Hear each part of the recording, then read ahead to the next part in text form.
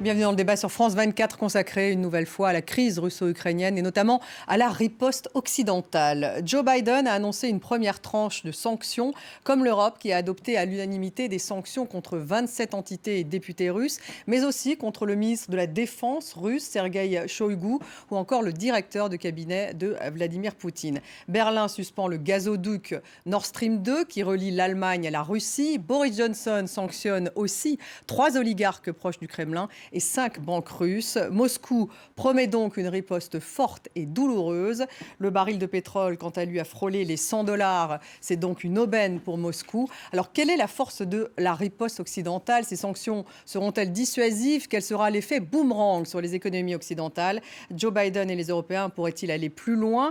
Et jusqu'où? On en débat avec mes invités. J'ai le plaisir d'avoir à mes côtés Nicolas Mazzucchi. Bonsoir. Vous êtes géoéconomiste, chercheur à la Fondation pour la recherche stratégique, spécialiste des questions d'énergie, auteur notamment de Énergie, ressources, technologies et enjeux de pouvoir. C'est aux éditions Armand Collin. En face de vous, Pascal Boniface. Bonsoir. Pascal Boniface, directeur et fondateur de l'Institut des relations internationales et stratégiques, co-auteur avec Anne Sénéquier de Géopolitique, tout simplement.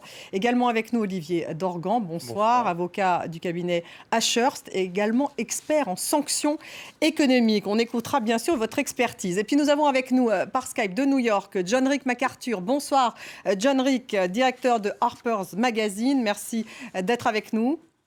Bonsoir. Et puis bien sûr, on va retrouver à Kiev notre correspondant Gulliver Krag, puisque l'Ukraine, on l'apprend donc aujourd'hui, va déclarer l'état d'urgence. Le président ukrainien salue d'ailleurs la riposte occidentale, les sanctions en l'occurrence. Avant de retrouver Gulliver, on va écouter tout de suite Volodymyr Zelensky, le président ukrainien.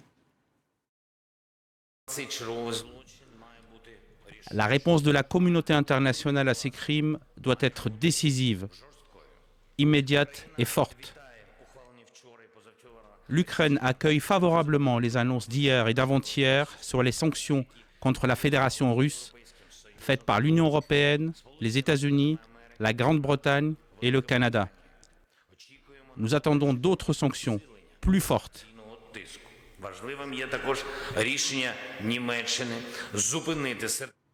Gulliver à Kiev. Rebonsoir Gulliver. On vient d'entendre le président ukrainien. Il demande plus finalement, encore plus de sanctions, même s'il est plutôt satisfait. Et si je comprends bien, à Kiev, on est presque en état d'urgence. L'état d'urgence doit être confirmé par le Parlement, mais je pense que c'est une formalité. Les députés ukrainiens sont unis en ce moment. Les rivalités politiques ont été mises de côté. Volodymyr Zelensky a dit avoir mené des consultations avec les leaders de tous les partis. Après, c'est un état d'urgence qui met la base juridique uniquement pour des mesures qui pourraient être prises de manière très urgente, mais ce sera cas par cas, région par région. En termes de sanctions, je pense que tout le monde s'accorde à dire qu'on est loin pour le moment de cette vague de sanctions inédites que Joe Biden et autres leaders occidentaux avaient menacé si la Russie attaquait l'Ukraine. Mais il est vrai aussi que pour le moment, on n'a pas confirmation que des véhicules militaires russes ont ouvertement traversé la frontière. Et s'ils l'ont fait, ce serait uniquement pour aller pour le moment dans les régions du Donbass que de toute façon l'Ukraine ne contrôlait pas depuis 2014. Je pense que l'Ukraine s'attend à ce que s'il y a une incursion plus loin en Ukraine, alors cela déclenchera très rapidement des sanctions plus importantes. L'Ukraine est bien sûr plutôt satisfaite de la décision de l'Allemagne de déjà refuser de certifier le gazoduc Nord Stream 2. Symboliquement, cela est très important pour l'Ukraine. Merci Gulliver. Gulliver Krag en direct de Kiev. Pascal Boniface. Alors si on fait un point sur les sanctions, Joe Biden a annoncé des sanctions qui vont donc au-delà, si je comprends bien, de celles de 2014. Blocage de 2 banques russes. Les États-Unis voudraient en fait couper la Russie financièrement du bloc occidental. Les Britanniques, eux, ont annoncé des sanctions contre 3 oligarques proches du Kremlin. Les sanctions européennes, donc il y a effectivement cette non-certification du gazoduc. On va y revenir assez longuement dans cette émission. Et puis également donc des sanctions contre des proches de Poutine. Poutine, ça c'est peut-être un peu inédit, contre le ministre de la Défense russe, Sergueï Shoigu, ou encore le directeur de cabinet de Vladimir Poutine, des sanctions qui ont été mises en place en coordination avec les Américains. Alors, est-ce dissuasif ou est-ce timoré ? Dissuasif, non, puisque de toute façon, c'est trop tard. Pour la dissuasion, c'est un peu tardif, puisque Poutine a agi, il a reconnu ces républiques. Bon, l'idée, c'est qu'il n'aille pas plus loin. Est-ce qu'il n'ira pas plus loin parce qu'il y a eu des sanctions, ou est-ce qu'il n'ira pas plus loin parce qu'il aurait plus à perdre qu'à gagner à aller plus loin? On ne le saura jamais. En tout cas, s'il ne va pas plus loin, on pourra dire que la réaction ferme et collective du monde occidental est venue arrêter Poutine qui, selon certains, notamment Boris Johnson et même Biden, voulait aller jusqu'à Kiev. Et donc, ce qui est plus que douteux, très honnêtement, parce que je ne vois pas trop comment Poutine pourrait envoyer son armée jusqu'à Kiev, surtout comment il pourrait occuper et tenir Kiev. Mais donc, on met des sanctions. C'est timoré, donc ? Non, cette parce que graduée. C'est une riposte graduée. On est quand même pas mal dans la gesticulation en réalité. On prend des sanctions. Pourquoi prend-on des sanctions? C'est quand on ne veut pas faire la guerre. Et personne ne veut faire la guerre contre la Russie. Donc il faut bien faire quelque chose. Si je prends un exemple, ne pas certifier Nord Stream 2, bon, ça n'empêchera pas de le certifier d'ici quelques temps quand la situation sera redevenue plus normale. Mais il était quand même très difficile de continuer à construire ce gazoduc le lendemain de cette décision de Poutine. Donc en fait, on a pris des sanctions qui pourront être relevées, qui pourront conserver, mais qui fondamentalement ne gênent pas la Russie. Et surtout, le problème avec le fait de décertifier des banques, etc., le risque, c'est que les Russes construisent un système bancaire international différent du système américain et qu'il continue, Poutine avait déjà évoqué cela au Forum de Valdaï il y a maintenant 3 ans, continue à vouloir travailler à dédollariser l'économie internationale. On va y revenir. Olivier Dorgan, vous qui êtes un spécialiste des sanctions, bien sûr, ce ne sont pas les premières sanctions à l'égard de Vladimir Poutine, à l'égard de la Russie. Est-ce qu'elles vous semblent plutôt mesurées pour l'instant, plutôt quand même exceptionnelles? Est-ce que ça marche, les sanctions? Beaucoup de questions. Elles sont assez structurées et assez logiques. Elles sont logiques parce qu'elles évitent le sujet qui fâche les Européens, le sujet de l'énergie, fondamentalement. Donc, elles s'inscrivent dans une lignée des sanctions qui ont été imposées depuis 2014 par les Européens et les Américains contre la Russie. Ce qui est assez intéressant pour rebondir, c'est effectivement cette notion de préparation de la Russie et les alternatives que la Russie construit déjà depuis 2014 aux sanctions européennes et aux sanctions américaines. En 2014, quand les sanctions ont été imposées par l'Union européenne et par les États-Unis, on a eu une forme de surprise de la part de la Russie. C'était un peu inédit. En plus, on était sur des instruments juridiques qui avaient été un peu raffinés et qui étaient moins brutaux que les instruments juridiques qui avaient été imposés, par exemple, à l'encontre de l'Iran. Là, depuis 2014, dès décembre 2014, Poutine dit « Je vais construire un réseau alternatif au réseau SWIFT. Je vais me retourner vers la Russie. » Construction d'un gazoduc, effectivement, vers la Chine, pardon, construction d'un gazoduc vers la Chine. Et donc, on sent que la Russie, même si elle annonce être publiquement outrée par ces sanctions, n'est pas très surprise et qu'elle s'est surtout préparée. Elle s'est surtout préparée. Joe Biden, en tout cas, a mis en place des sanctions mesurées. On va écouter le président américain. Nous appliquons des sanctions de blocage complètes à l'encontre de 2 grandes institutions financières russes, la VEB et leur banque militaire. Nous mettons en place de vastes sanctions sur la dette souveraine russe. Cela signifie que nous coupons le gouvernement russe du financement occidental. Il ne peut plus lever des fonds auprès de l'Occident et ne peut pas négocier sa nouvelle dette sur nos marchés ou sur les marchés européens.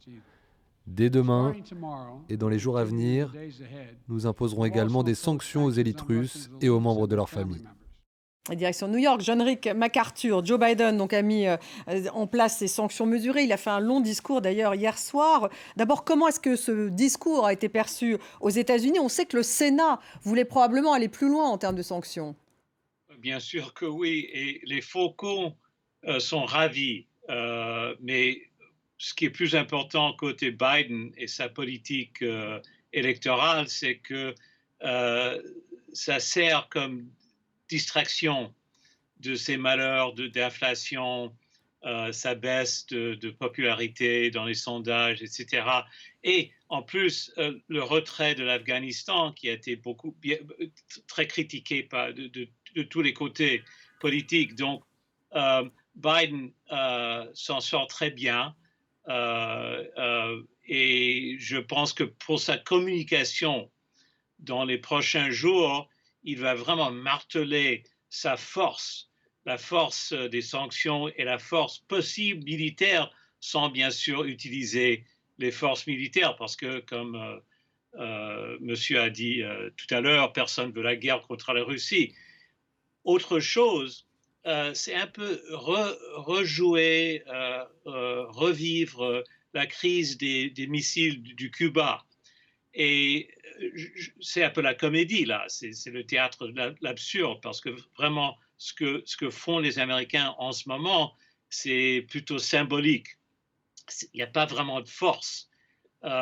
Mais lors de la crise au Cuba, les deux pays se sont arrangés entre eux en secret pour résoudre la crise. Et je pense que finalement, cette crise sera résolue en secret pour sauver la face des deux côtés. Pour sauver la face. Nicolas Mazzucchi, la suspension du gazoduc Nord Stream 2 par l'Allemagne a particulièrement marqué les esprits. Alors on sait que ce gazoduc relie l'Allemagne à la Russie, c'est 10 ans de travaux, me semble-t-il. Joe Biden fait pression, on peut le dire, sur Olaf Scholz, le chancelier allemand. Alors justement, est-ce qu'il n'y a pas un effet boomerang? Est-ce que les Européens peuvent se passer du gaz russe?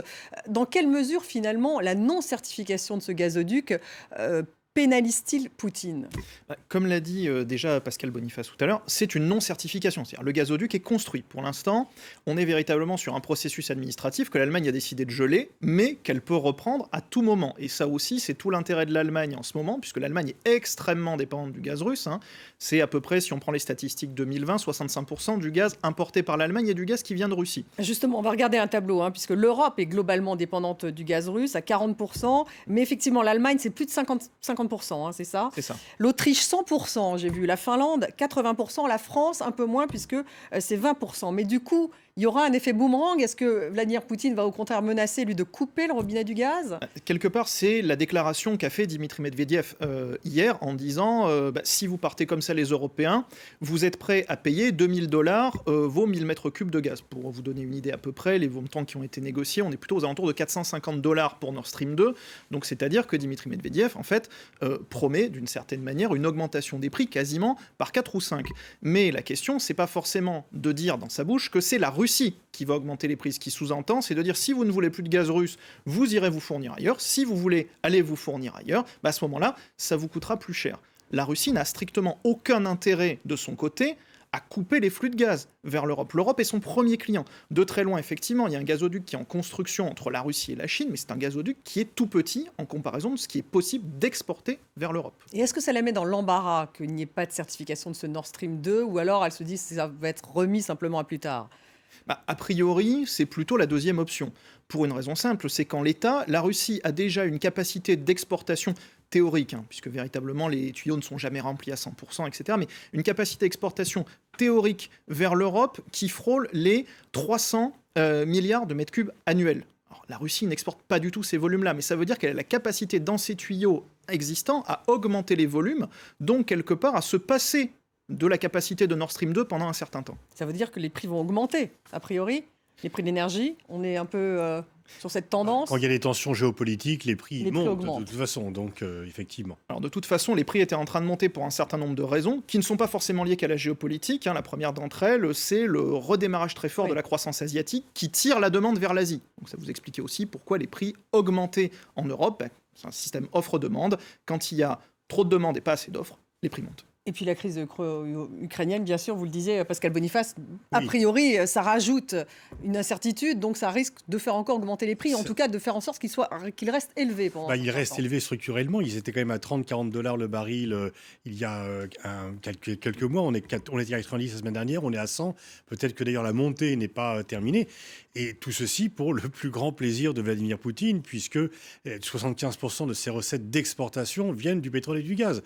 Donc les sanctions ou l'atmosphère, un petit peu de sanctions, l'atmosphère lourde, quelque part profite indirectement à la Russie et à Poutine. Mais pénaliser les oligarques, Pascal Boniface, est-ce que c'est pas ça qui peut justement agir sur l'esprit de Vladimir Poutine? Alors, pendant le très ministre longtemps, de la Défense, oui. par exemple, fait partie des sanctions. Il y a les sanctions personnelles, peut-être qu'ils vont plus avoir le droit de se déplacer, etc. Mais je doute qu'ils aient envie de venir sur la Côte d'Azur prochainement. Oui, mais geler leurs avoirs, par exemple, ou qu'ils n'aient pas accès. Effectivement, notamment seulement Londres qui a très longtemps appelé tous les capitaux des oligarques, mais quelqu'un comme Abramovich, par exemple, qui est très emblématique, le propriétaire de Chelsea, qui a joué hier, ça fait longtemps qu'il a un peu diversifié et qu'il n'a pas mis tous ses œufs dans le panier londonien.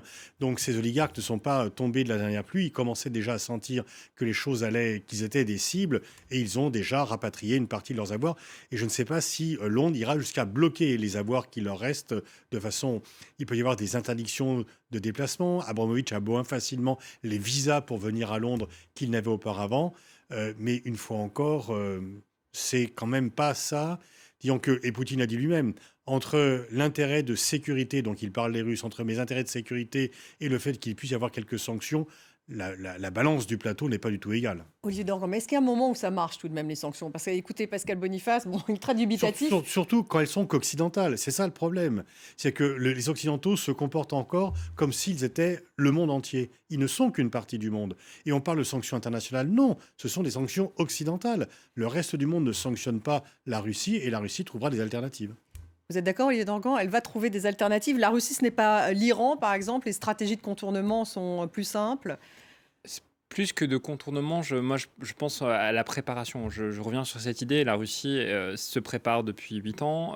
Effectivement, je suis tout à fait d'accord avec vous. On a tendance à parler de sanctions internationales. Ce sont des sanctions américaines, britanniques, européennes, canadiennes, australiennes éventuellement, mais ce sont des sanctions occidentales. Et donc aujourd'hui, la Chine, par exemple, n'a aucun intérêt à imposer des sanctions contre la Russie en miroir. Donc de fait, les entreprises chinoises n'étant pas soumises ni au droit américain, ni au droit européen, ni au droit britannique, pourront très bien continuer à commercer avec les entreprises russes. Et c'est ce sur quoi Vladimir Poutine, me semble-t-il, mise en se tournant. Mais la Chine investit aussi en Ukraine, donc elle est un peu gênée par ce conflit. Elle est gênée d'un point de vue diplomatique, mais elle n'est pas gênée d'un point de vue juridique. Et sur ce point, les Américains se sont frottés à essayer d'imposer des sanctions à des entreprises chinoises qui contrevenaient aux embargos américains. Je pense qu'on a tous en tête le cas emblématique Huawei. Et pour autant, on a bien vu que, in fine, les Chinois ont réussi à s'extraire de cette extraterritorialité du droit américain et qu'ils n'ont absolument aucun souci à s'extraire complètement de la portée extraterritoriale des droits européens et américains. Donc il faudrait aller beaucoup plus loin. Il faudrait que les sanctions soient mondiales, qu'elles soient plus fortes. Donc là, on est vraiment, je dirais, dans une première étape à vous écouter. Nicolas Marzouki, pour la France, il y a aussi un effet boomerang. Alors, il pourrait y avoir un effet boomerang si on reste sur la question des sanctions, parce qu'on a quand même un certain nombre d'entreprises, là je parle du domaine énergétique, qui sont exposées à la Russie. Soit parce qu'elles travaillent en Russie, soit parce qu'elles travaillent directement dans le domaine souverain avec la Russie. On pense à Total pour le gisement de Yamal, pour donc l'importation de gaz naturel liquéfié depuis la Russie. On pense à Engie qui est dans le consortium Nord Stream 1 et Nord Stream 2, là aussi, mais aussi de manière, j'allais dire, un petit peu plus lointaine. On a vu justement le rachat annoncé par le président Macron de l'ex-branche énergie d'Alstom General Electric qui fabrique les turbines Arabelle. On se rappelle du président face à ces grandes turbines. Eh bien, il faut savoir que ces turbines, elles sont aussi utilisées dans les centrales nucléaires russes qui sont en construction aujourd'hui. Donc, toute sanction qui viendrait à toucher de manière directe ou indirecte le système énergétique russe pourrait avoir des répercussions sur des entreprises françaises. John Rick MacArthur, on sait que c'est Joe Biden qui a forcé la main des Allemands pour qu'ils suspendent justement ce Nord Stream 2. Est-ce qu'il pourrait aller aussi loin, Joe Biden, que justement de priver la Russie du système SWIFT? Parce qu'on en a beaucoup parlé, et si effectivement on débranchait la Russie du système SWIFT, on leur coupe le système international des transactions financières, là ça pourrait être envisagé par Joe Biden, il pourrait aller aussi loin alors que ça pénaliserait aussi les Occidentaux. Pourquoi pas? Mais quand on parle d'oligarques russes, il y en a plein chez nous, aux États-Unis comme à Londres. Alors, il va falloir qu'il avance prudemment, parce qu'on ne veut pas déranger les banques, on veut pas déranger la grande finance. Mais pour gagner des points dans la com, etc., Biden ira très très loin, parce qu'il est en bas dans les sondages, et c'est un peu parallèle avec la crise politique de Boris Johnson. Il est en très mauvais état à cause de ces histoires de fêtes chez lui. Pardon, il y a des bruits là que j'entends. En tout cas, il est en crise politique. Il voulait beaucoup changer de sujet et Poutine lui a donné le prétexte. Alors maintenant, de passer d'une action symbolique à une action un peu plus dure, c'est une question de communication. Ouais. Vraiment Est-ce que justement, il intérieure. pourrait s'en prendre aux oligarques dont vous parlez, aux Russes qui ont des fortunes aux États-Unis en gelant leurs avoirs, ou ce n'est pas encore vraiment sur la table? C'est pas vraiment sur la table, mais ça pourrait être sur la table. On pourrait sacrifier quelques oligarques pour gagner des points dans les sondages. Il ira très très loin pour se sauver, Biden. C'est un homme vraiment, c'est un vrai politique, un vrai politicien de souche. Et en même temps, il y a les autres enjeux sont en fait très importants. L'OTAN. À quoi ça sert l'OTAN?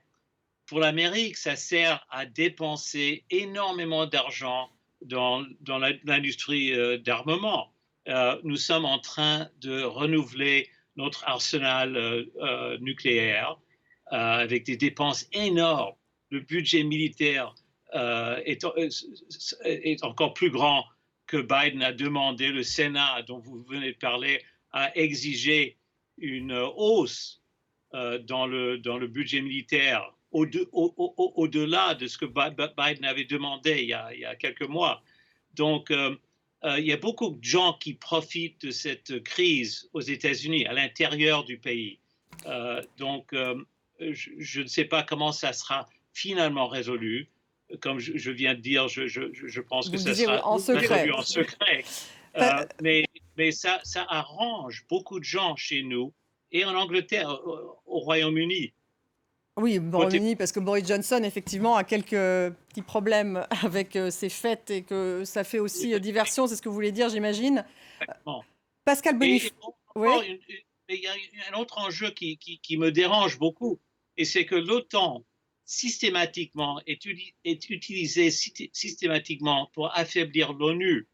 Alors, c'est encore une humiliation de l'ONU. Vous voyez ce qui se passe au Conseil de sécurité. C'est une façon pour les faucons, les anti-ONU, de dire, voilà, c'est inutile de faire un gouvernement ou de prendre des décisions politiques sur le plateau, au niveau international. Il faut la force de l'Occident et de l'OTAN pour régler les grandes difficultés internationales avec les méchants, les Russes méchants, etc., les Chinois méchants. Vous pouvez peut-être rebondir sur ce que vient de dire effectivement, l'ONU versus l'OTAN. Enfin, l'ONU, c'est vrai qu'au Conseil de sécurité, ça ne fonctionne pas puisqu'il y a la Russie et la Chine, hein, bien sûr. De toute façon, à partir du moment où il y a les alliances militaires, c'est que la sécurité collective ne fonctionne pas. Les alliances militaires ont été bâties parce qu'il n'y a pas de confiance dans la sécurité collective. Mais je suis tout à fait d'accord avec monsieur, c'est qu'il va y avoir une montée des dépenses militaires. Effectivement, Biden qui voulait réduire très légèrement les dépenses militaires américaines, qui sont quand même de 740 milliards de dollars. Le Sénat dit non parce que, en fait, le complexe militaro-industriel américain est très bien organisé. Il est implanté dans à peu près tous les États et donc ils font pression sur les élus. Et surtout, on va certainement assister cette année et l'an prochain à une augmentation des dépenses militaires européennes parce qu'il y a un objectif d'aller à 2% du PIB pour les dépenses de sécurité, de défense. Et Biden va dire, regardez, par rapport à la menace russe, c'est encore plus urgent que d'habitude. Et la plupart des pays européens achètent leurs équipements militaires aux États-Unis. On est dans une course aux armements. Tout à fait. Elle était déjà forte, mais là, elle va être encore relancée. Olivier Dorgan, pour en revenir justement aux sanctions, si les États-Unis, si la Russie sort de SWIFT, c'est-à-dire si les Américains donc décident de couper, parce que j'ai bien compris, c'est une entreprise, vous allez nous expliquer d'ailleurs exactement ce que c'est SWIFT, en tout cas, vous le coupez le pays des transactions financières et monétaires probablement mondiales. Alors, je vais apporter une toute petite précision sur SWIFT, parce qu'il y a une confusion, me semble-t-il, entre sanctions économiques et SWIFT. SWIFT, c'est une organisation internationale qui, depuis les années 70, permet la sécurisation des flux bancaires. Flux bancaires simples comme les flux bancaires complexes, par exemple les lettres de crédit. Donc le fait d'être adhérent à SWIFT en tant que banque, ça permet de s'assurer que les banques avec lesquelles on échange partout dans le monde elles le font de la même manière et de manière sécurisée. Donc couper la Russie de SWIFT, c'est désorganiser l'univers bancaire russe dans son ensemble. Et c'est pour cette raison, on parlait de préparation, que Vladimir Poutine, dès décembre 2014, donc dès 6 mois après les premières sanctions européennes et américaines, a commencé à réfléchir à une structure alternative, le SPFS.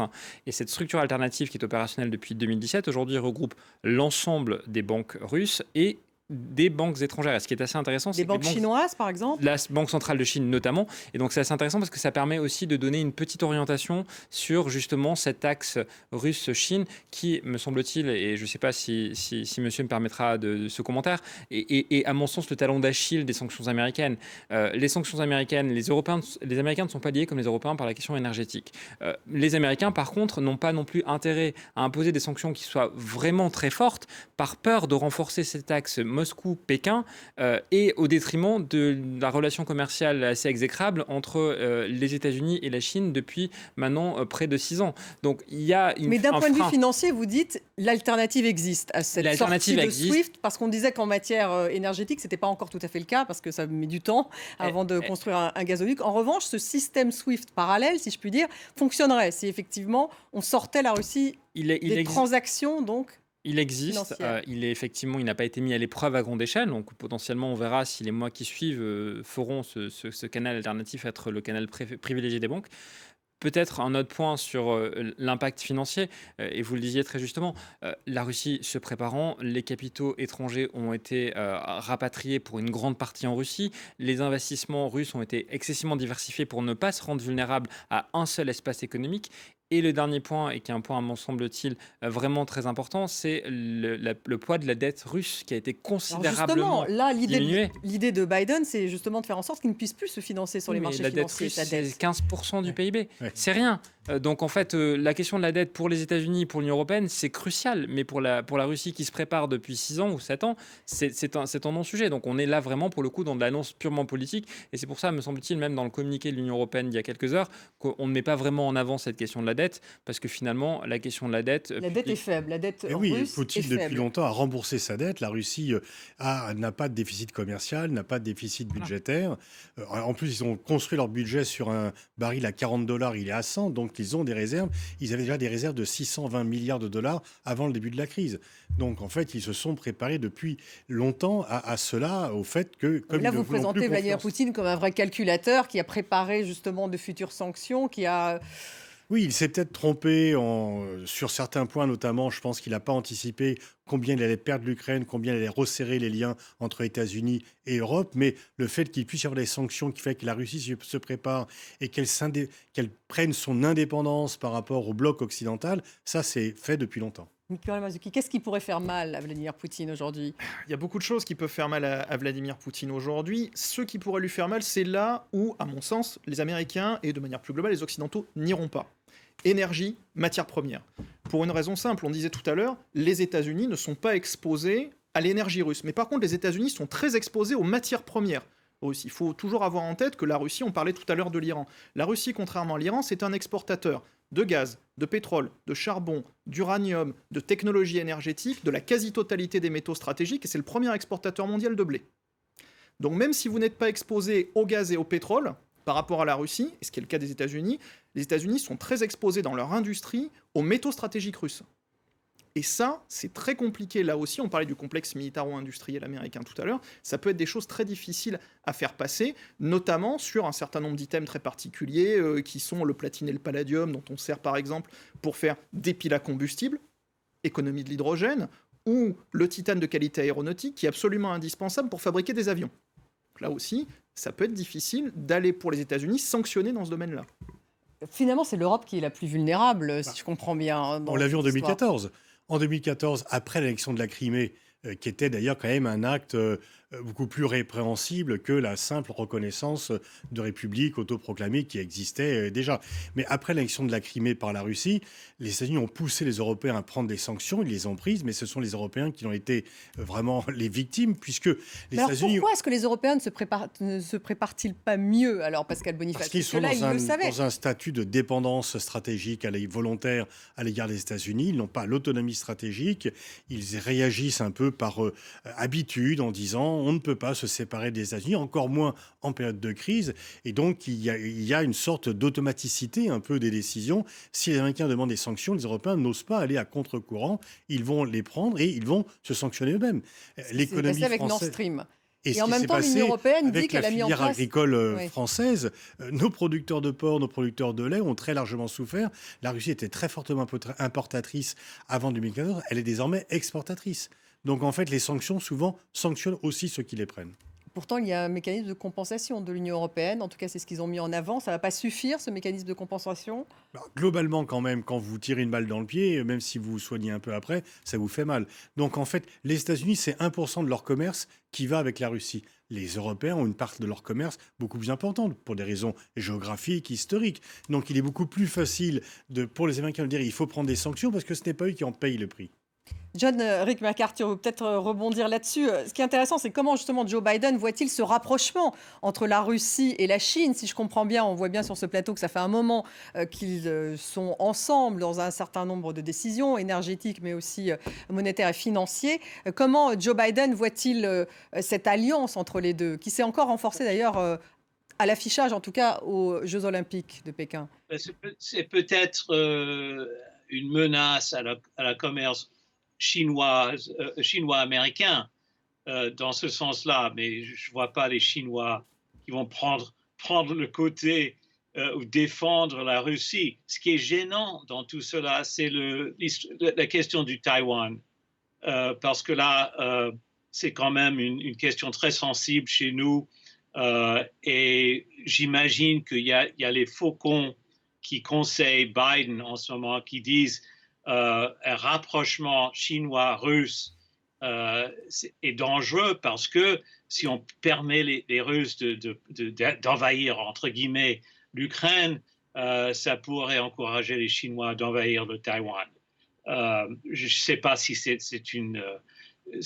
ça fait partie de la stratégie chinoise, mais c'est quand même, je peux vous assurer qu'il y a des gens qui essaient de faire peur à Washington et de répandre l'idée qu'une alliance chinoise et russe pourrait mener à une invasion du Taïwan. Ça pourrait encourager les Chinois. Vous vouliez réagir, Nicolas Mazzucchi, et ensuite Pascal Boniface. Oui, en fait, on parle beaucoup d'un rapprochement sino-russe. Il ne faut pas oublier que c'est majoritairement de la coopétition. C'est-à-dire que les deux se regardent aussi beaucoup en chien de faïence. Les Russes ont très peur de la place que la Chine est en train de prendre dans leur économie, voire qu'elle pourrait prendre dans leur architecture de sécurité. Un exemple très simple, c'est la 5G Huawei. La Russie a été obligée d'accepter la 5G Huawei, mais c'est un vrai dilemme de sécurité pour elle dans le contrôle des données et le contrôle numérique qu'elle veut avoir sur son territoire. Donc c'est une relation qui est tout sauf sans nuage. Pascal Boniface. Il y a une limite au rapprochement sino-russe, parce que bien sûr les Chinois, ne serait-ce que pour contrer les Américains, vont venir au secours de la Russie, dire qu'il n'y a pas de sanctions. En même temps, reconnaître des sécessionnistes, les Chinois n'aiment pas beaucoup, parce que c'est quelque chose qui, pour Taïwan, c'est vraiment important. Et puis il y a aussi le fait... Donc ils étaient un peu plus discrets aujourd'hui, après justement avoir soutenu Vladimir Poutine, me semble-t-il. Disons qu'ils ont quand même des problèmes au Xinjiang, ils ont des problèmes au Tibet, ils ont des problèmes avec Taïwan, et donc le fait de pouvoir reconnaître des entités séparatistes, c'est contraire. C'est-à-dire pour les mêmes raisons que Erdogan a critiqué la décision russe, alors qu'il est généralement proche de Poutine, parce que lui, c'est un problème kurde et qu'il n'aime pas que l'on reconnaisse des entités sécessionnistes. Mais en même temps, à Taïwan, certains disent, à force de dire que les Russes vont venir à Kiev, à force, ça fait 2 mois qu'on dit qu'il va y avoir un coup d'État, qu'il y aura un gouvernement fantoche à Kiev, le jour où il y aura de vraies menaces chinoises sur Taïwan, plus personne ne croira personne. Et donc, l'alarmisme américain peut aussi être un danger pour Taïwan, parce que à force de dire il y a un danger, les Russes vont venir à Kiev, si au bout de 3 mois ils n'y sont toujours pas, les mises en alerte comme cela seront de moins en moins crédibles. Ça peut être contre-productif. Alors un mot quand même, est-ce qu'il y a des sanctions qui ont déjà marché dans l'histoire? Celle contre l'apartheid par exemple? Oui, parce qu'elles étaient collectives. Elles étaient collectives. Parce qu'elles étaient mondiales. Elles étaient multilatérales, collectives, onusiennes, et effectivement, elles fonctionnaient, même si elles ont quand même mis beaucoup de temps à voir la transition démocratique dans ce pays. Il ne faut pas non plus oublier que des sanctions contre l'Afrique du Sud ont aussi beaucoup impacté la restructuration de l'économie sud-africaine. Donc il y a eu énormément de canaux internes qui ont été trouvés pour justement répondre à cet isolement. Mais on peut dire que là, ça a marché. L'Iran, les sanctions contre l'Iran. C'est compliqué. Le problème des sanctions, c'est qu'en fait, vous avez toujours l'instrument juridique par rapport aux politiques. L'Iran est Parce qu'eux ne sont plus dans SWIFT, me semble-t-il, l'Iran. Ils n'ont pas été dans SWIFT entre 2012 et 2016. Ils ont été à nouveau dans SWIFT entre 2016 et 2018. Et il y a certaines banques encore iraniennes qui sont swiftées, mais pas toutes. Mais l'Iran, c'est un très bon exemple, parce que l'Iran, effectivement, on voit que les chiffres et l'économie iranienne est très fortement affectée, hein, ça c'est une évidence. Pour autant, on a quand même un pouvoir politique et religieux qui, effectivement, déclare publiquement que les sanctions n'ont absolument aucun intérêt, sachant que potentiellement les sanctions ont pu, dans un premier temps du moins, fédérer la nation iranienne autour des autorités. Après, on voit quand même que très timidement, les Iraniens reviennent à la table des négociations, ou en tout cas essaient de revenir à la table des négociations et mettent comme premier prérequis la levée des sanctions. Donc c'est aussi une forme de contradiction dans le discours, parce que ça montre à quel point il est difficile dans la politique interne de dire que les sanctions sont effectivement douloureuses et qu'elles fonctionnent, mais en même temps, quand on voit qu'on en fait le premier prérequis, on peut légitimement se poser la question de leur efficacité et de savoir dans quelle mesure c'est pas ce qui a non plus permis à l'Iran de développer de manière outrancière son programme nucléaire. Donc difficile de comparer l'Iran et la Russie. C'est pas du tout la même chose, hein. Dépendance économique, pas la même taille, les relations historiques. Enfin, l'Europe et la Russie, c'est quand même des partenaires historiques depuis des millénaires. En fait, on est vraiment dans des histoires communes. Et les flux commerciaux reflètent cette histoire commune. L'Iran est un partenaire important, était un partenaire important de l'Union européenne, mais beaucoup moins que ne l'est la Russie. On peut prendre l'exemple du Venezuela. Les sanctions, effectivement, pénalisent le Venezuela, mais ils pénalisent la population. Et Maduro est toujours au pouvoir, malgré toutes les sanctions qui ont été prises contre lui. Donc très souvent, quand même, les sanctions sont plutôt à destination de l'opinion publique du pays qui prend les sanctions pour dire « Regardez, on fait quelque chose, on ne se laisse pas faire ». Mais très souvent, c'est plutôt la population qui souffre et le régime, lui, il est épargné par les sanctions. Le fait que sa population souffre, très souvent, c'est vraiment pas sa préoccupation première. C'est quand même des régimes très autoritaires et les régimes s'en sortent. Il n'y a pas pour l'instant de régime qui soit tombé sous le coup Sauf l'apartheid, quand même, l'Afrique du Sud. Ça, c'est le seul qu'on puisse. Et alors là, il y avait une décision des Nations Unies. Oui. Effectivement, c'était global. John Rick, vous voulez. John Rick MacArthur. Justement, je voulais juste très vite ajouter, il y a des sanctions, il y a des sanctions. Et les sanctions qu'on a flanquées contre l'Irak et Saddam Hussein ont fait crever de faim des milliers et des milliers de personnes. Qui a tué des enfants. C'était l'horreur pendant l'époque de Clinton, l'ère Clinton. Mais ça n'a pas fait tomber Saddam Hussein. Alors, il faut faire des distinctions entre sanctions. Il faut faire des distinctions entre sanctions. Bon, alors, un petit mot de conclusion, Nicolas Mazzucchi. Donc, les prix de l'énergie, a priori, vont augmenter, vont rester élevés.